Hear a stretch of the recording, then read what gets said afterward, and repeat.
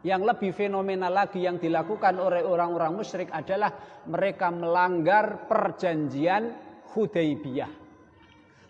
Ceritanya adalah tahun ke-6 dari Hijriah. Rasul sallallahu alaihi wasallam mendapatkan wahyu dari Allah Subhanahu wa taala, ayat dari surat Fatah.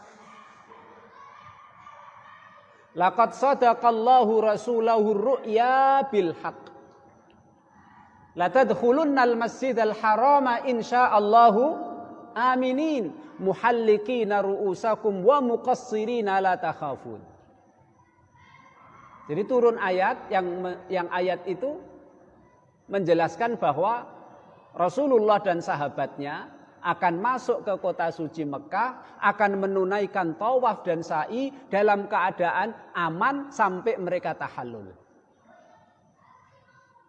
Setelah ayat ini turun, Rasul mengajak sahabatnya, jumlahnya 700 Pak, untuk pergi menunaikan umroh karena ini bukan musim haji.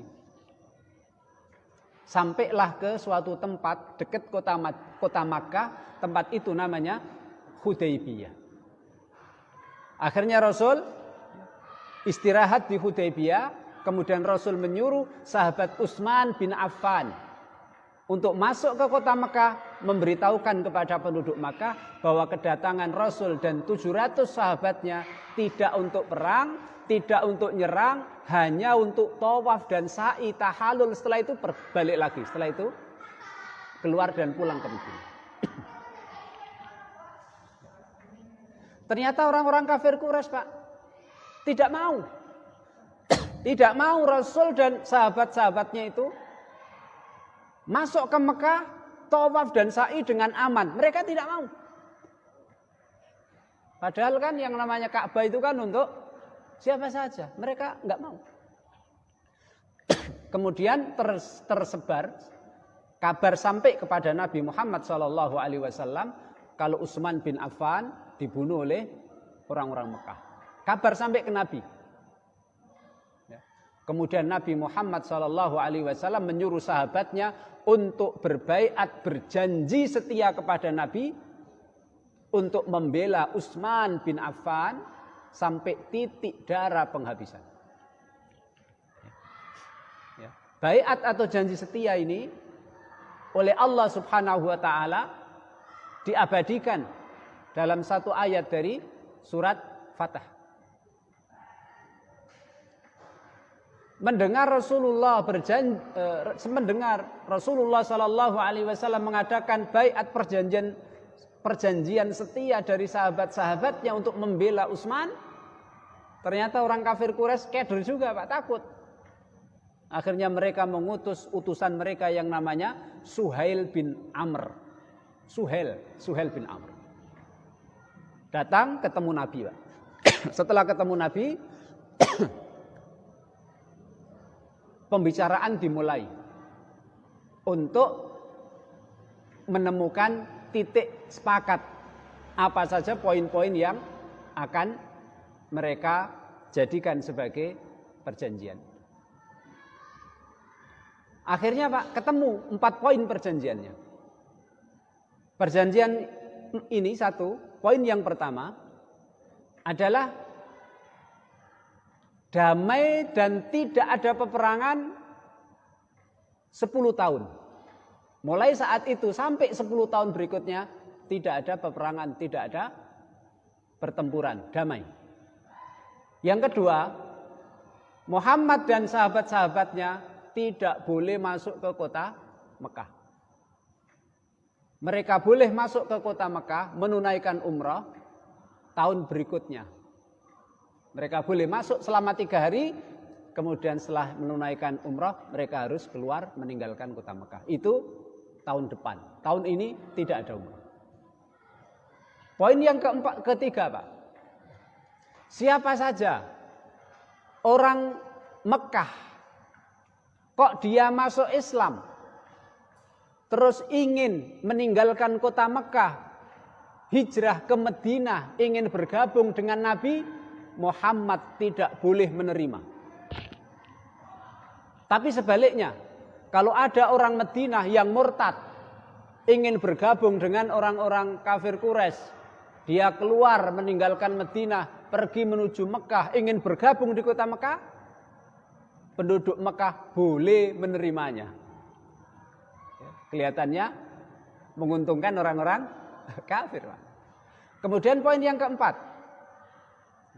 siapapun kabilah-kabilah di sekitar kota Mekah, kalau mau bergabung dengan kafir Quraisy di Mekah, silakan bergabung. Kalau mau bergabung dengan Rasulullah, yaitu bergabung ke Madinah, silakan bergabung. Maka saat itu juga ada dua suku, Pak. Yang pertama suku Bani Bakar langsung bergabung dan berkoalisi dengan Mekah. Suku yang kedua namanya suku Bani Khuza'ah. Dia langsung bergabung dengan Madinah alias bergabung dengan Nabi Muhammad sallallahu alaihi wasallam. Sudah, Pak. Akhirnya Rasulullah memanggil Ali, wahai Ali, tulis. Ali sudah nulis, Pak. Akhirnya ditulis. Akhirnya Rasul mendiktekan kepada Ali, Ali tulis Bismillahirrahmanirrahim. Ketika sahabat Ali mau nulis, Pak, Suhail bin Amr yang masih musyrik, yang musyrik itu langsung interupsi. Jangan ditulis seperti itu. Saya tidak beriman Ar-Rahman dan saya tidak beriman dengan Ar-Rahim. Saya nggak tahu Rahman Rahim itu apa. Saya nggak tahu. Dan saya tidak percaya apa itu Rahman dan Rahim. Tulislah Bismillahi Allahumma. Akhirnya sahabat Ali lihat ke Rasul, gimana Rasul? Udah ikuti dia saja. Ikuti, Pak. Bismillahi Allahumma. Terus Rasulullah melanjutkan diktenya. Tulislah wahai sahabat, wahai Ali, ya. Ini adalah hadza mattafaqa alaihi Muhammadun Rasulullah wa baina Suhail bin Amr. Ini adalah kesepakatan yang dibuat antara Muhammad Rasulullah dan Suhail bin Amr selaku wakil dari Mekah. Nah, Suhail bin Amr langsung interupsi lagi, Pak. Jangan tulis seperti itu. Tulislah ini kesepakatan yang dibuat antara Muhammad dengan Suhail bin Amr. Itu saja, tidak pakai Rasulullah. Kalau kita percaya kamu adalah Rasulullah utusan Allah, nggak ada peperangan dan nggak ada perjanjian seperti ini. Tulis saja Muhammad, antara Muhammad dengan Suhail bin Amr, nggak pakai Rasulullah. Sahabat Ali lihat kepada Rasul, Pak. Rasul, engkau adalah Rasul. Rasul bersabda, tulis apa yang diinginkan oleh Suhail bin Amr, rapopo. Dia tidak percaya kalau aku Rasulullah, wa kafa billahi syahida. Allah cukup menjadi saksi kalau aku adalah utusannya. Tulis, Pak. Akhirnya 4 poin itu tulis. Selesai nulis, Pak. Seorang sahabat Nabi, dia itu dari kemarin-kemarin sudah masuk Islam. Ketahuan orang kafir Quraisy Mekah, ditangkap kemudian dihukum. Dia berhasil lolos dari hukuman.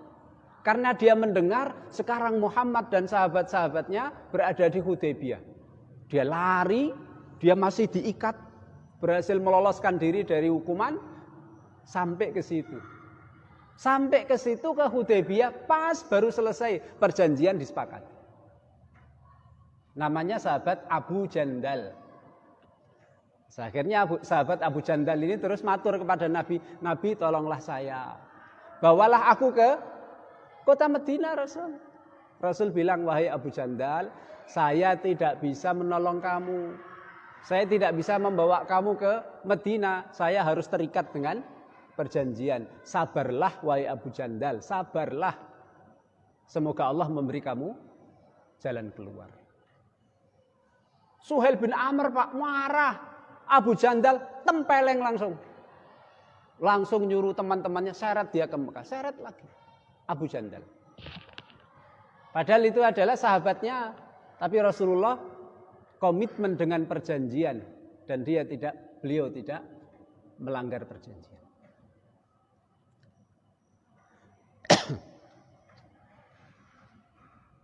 Terus di antara sahabat yang istilahnya itu bukan tidak terima, Pak ya, tapi kurang puas dengan isi perjanjian itu. Di antaranya adalah Umar bin Khattab, Pak. Datang kepada Abu Bakar, wahai Abu Bakar, ini perjanjiannya kok menguntungkan mereka, merugikan kita. Kita ini kan mulia. Kok Rasulullah diem ya? Kemudian Abu Bakar mengatakan, dia adalah Rasulullah, dia adalah utusan Allah, saya percaya. Akhirnya Umar memberanikan diri, Pak, langsung datang kepada Nabi Muhammad Sallallahu Alaihi Wasallam, wahai Rasul, kita ini mulia, kita ini lebih mulia dari mereka. Kenapa perjanjiannya kok menguntungkan mereka, merugikan kita? Akhirnya Rasul SAW menjawab, wahai sahabat Umar, aku ini diperintah. Ini tidak datang dariku, tapi ini adalah perintah dari Allah Subhanahu wa taala. Akhirnya Umar sedia, Pak. Diam. Umar puas dengan jawaban Nabi Muhammad sallallahu alaihi wasallam. Singkat cerita, akhirnya Rasulullah dengan sahabatnya tahallul di situ, nyembelih hadyu, hewan yang disembelih, kemudian mereka makan, kemudian setelah itu mereka pulang ke Madinah, dan tahun berikutnya Rasulullah mengqadha umrah ini, diqadha. Intinya, Pak, Abu Jandal yang tadi Rasul tidak sanggup dan tidak bersedia membawa ke Madinah karena terikat dengan perjanjian. Abu Jandal yang dihukum, dikurung oleh orang kafir Quraisy itu berhasil meloloskan diri, akhirnya lari, Pak, sampai ke Madinah menemui Nabi. Nabi, saya bisa meloloskan diri, saya ingin bergabung sama Nabi. Apa kata Nabi, Pak? Maaf ya Abu Jandal, saya harus terikat dengan perjanjian. Saya tidak bisa menerima kamu. Semoga Allah memberi kamu jalan keluar. Akhirnya, Pak, Abu Jandal ini keluar dari kota Madinah, kemudian menuju ke barat kota Madinah. Barat kota Madinah adalah jalur lalu lalangnya kafilah kafir Quraisy dari Syam menuju ke Mekah, Pak. Apa yang dilakukan di jalurnya? Dia di luar kota Madinah, tidak menjadi tanggungan Nabi Muhammad, di luar wilayah Nabi Muhammad. Abu Jandal di sana suka merampoki kafilah dagang kafir Quraisy yang lalu lalang di situ. Ini jalan keluar yang Allah berikan kepada Abu Jandal, Pak. Kemudian ada sahabat Nabi, Pak, namanya Abu Bashir. Dia juga lari, bisa lari dari Mekah, akhirnya bergabung ke Abu Jandal. Akhirnya yang lain juga banyak yang lari dari kota Mekah, akhirnya bergabung dengan Abu Jandal. Mereka membentuk sebuah kelompok. Kelompok ini adalah kerjaannya suka merampoki kafilah-kafilah dagang miliknya kafir Quraisy yang lalu lalang antara Mekah dengan Syam.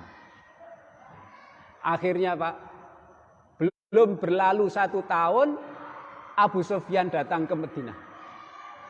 Wahai Muhammad, poin yang ketiga, bahwa orang Mekah kalau ke Madinah, Rasul nggak boleh nerima. Orang Madinah ke Mekah, orang Mekah boleh nerima, dibatalin aja.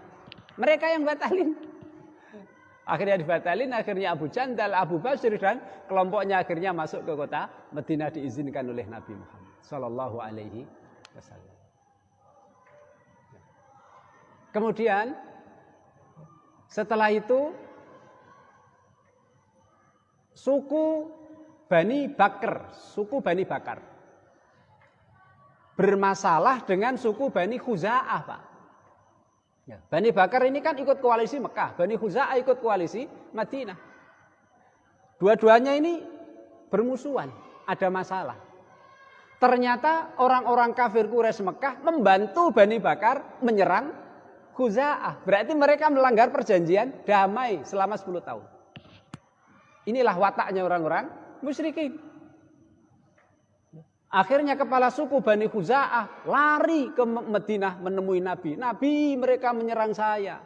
Mana perjanjian damai, katanya tidak ada peperangan 10 tahun. Mereka menyerang saya. Mekah membantu Bani Khuza'ah, Bani Bakar menyerang saya kalah Rasul. Akhirnya Rasul, wahai kepala suku Bani Khuza'ah, nusirta, sekarang kamu akan saya tolong. Akhirnya Rasulullah menghimpun seluruh sahabat-sahabatnya, jumlahnya 10.000. datang ke kota Makkah sehingga terjadi penaklukan atau pembebasan kota Makkah. Inilah watak mereka, Pak, orang-orang kafir Quraisy, orang-orang musyrikin secara umum begitu.